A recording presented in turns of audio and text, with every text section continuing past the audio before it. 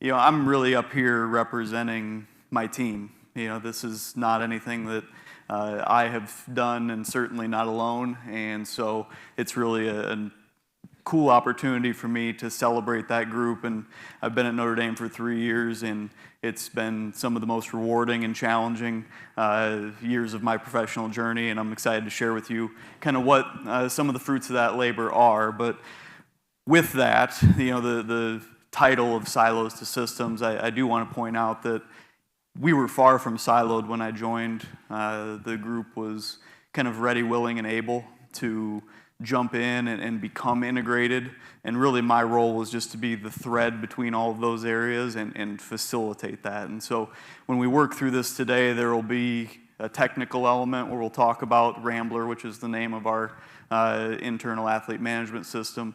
But we'll also talk about the culture and the building of that team throughout as well. The organizations that have done it really well, at the very least, have taken that model and kind of created this onion or a layering to it, where in the middle you still have that student athlete.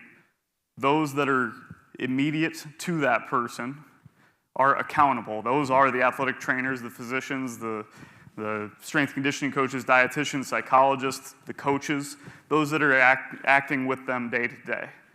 That second layer, which we'll unpack what it looks like for us at Notre Dame in the next slide, that second layer is largely the leadership of those specific areas. So they may not be the ones that are day to day with the athlete, but they are the ones that are shaping those departments and the ones that are.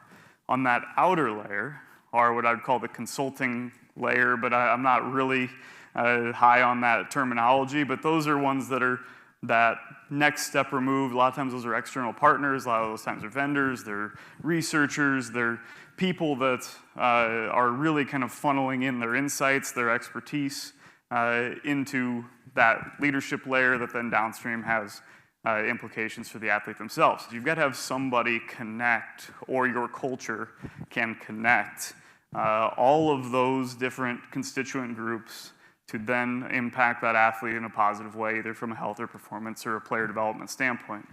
And so at Notre Dame, this is kind of how we think about it. Some of what you'll hear about today is actually moving from silos to systems, is getting people throughout all layers there to give their power away and to align and to streamline their processes, the way they're collecting data, so that they can have a more powerful impact or a more sustainable impact on the student athlete. Hey, every decision that you make, it needs to be rooted in setting up the next 2 generations of Notre Dame student athletes for success. And so, yes, there's this immediacy, but really what we like about this kind of layered approach is it lets us be really deliberate.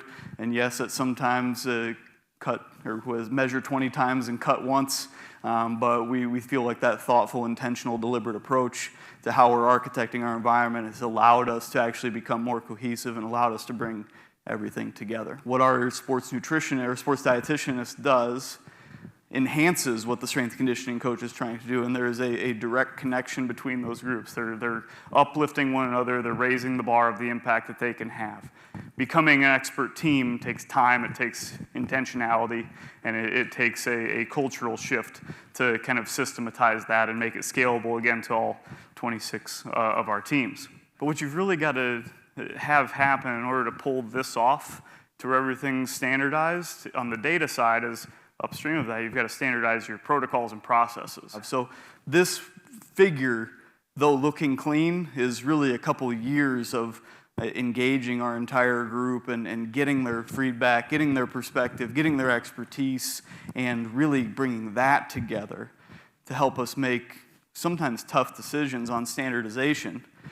Because at the end of the day, we're all painting this like incomplete version of that athlete, right? That's what data is. That's what modeling is. It's a simplification of something really complex.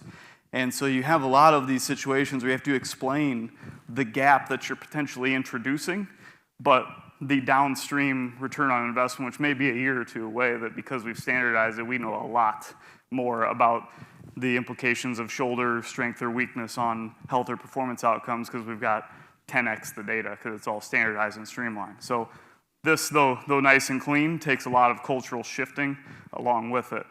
And this is where the story really kind of takes off, is this is, again, about an athlete-centered process. And so we have my favorite hypothetical student-athlete here, Michelle Clashmore.